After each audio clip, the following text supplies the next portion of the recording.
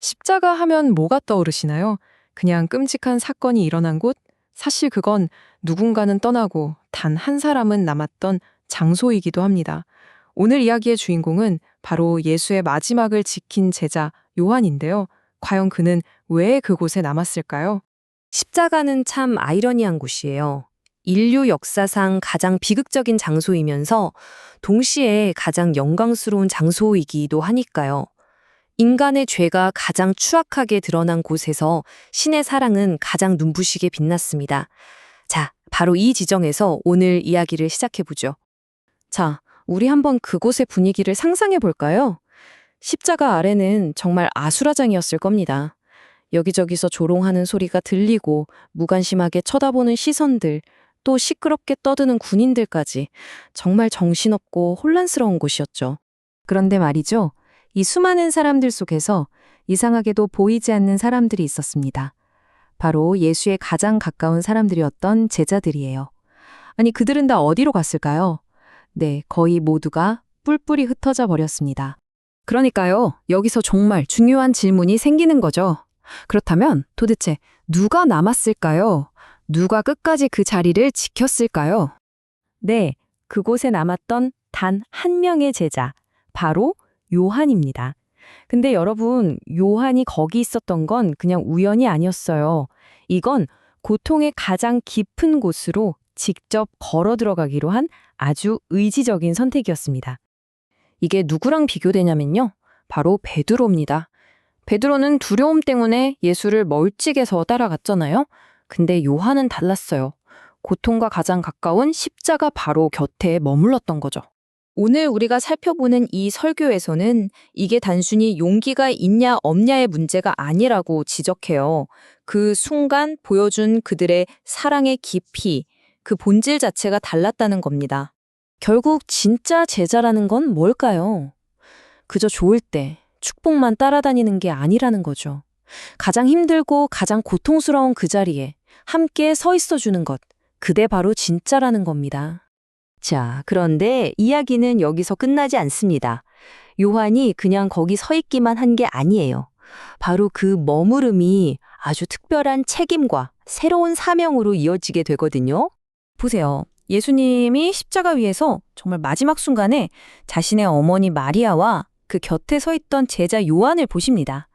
그리고는 마리아에게 여자여 보소서 아들이니이다 라고 하시고 또 요한에게는 보라 내 어머니라 하고 말씀하시죠.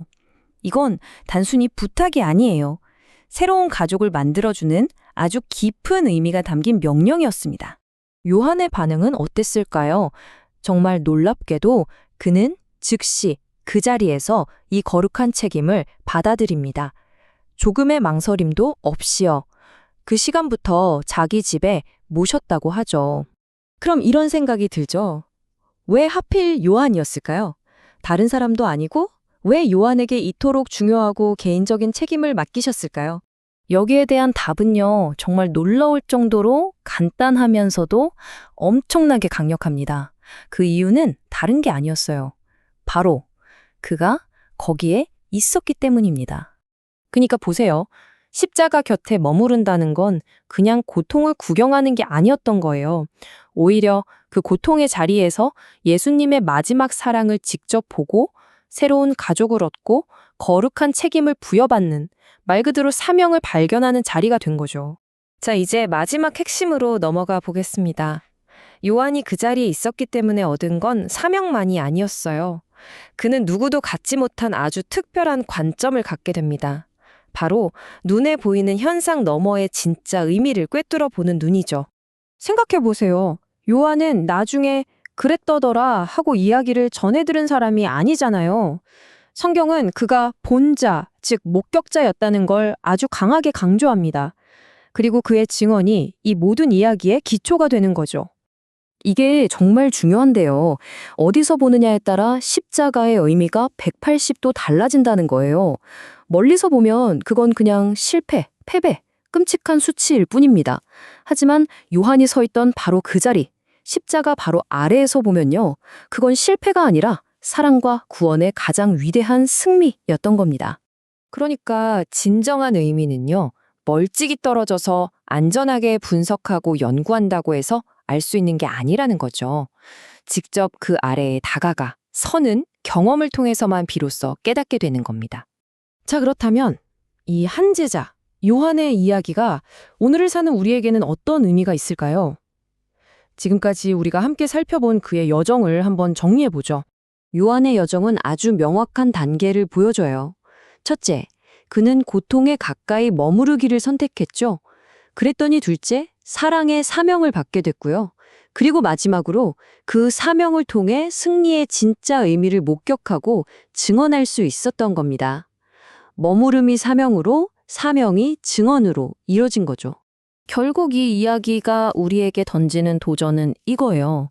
우리는 계속해서 편안하고 안전한 거리에 서서 구경만 할 것인가?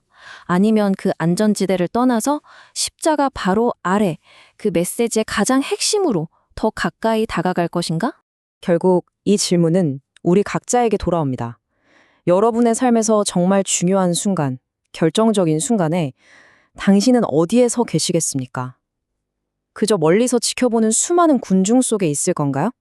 아니면 때로는 고통스럽더라도 그 곁에 끝까지 남아주는 단 한 사람이 되시겠습니까?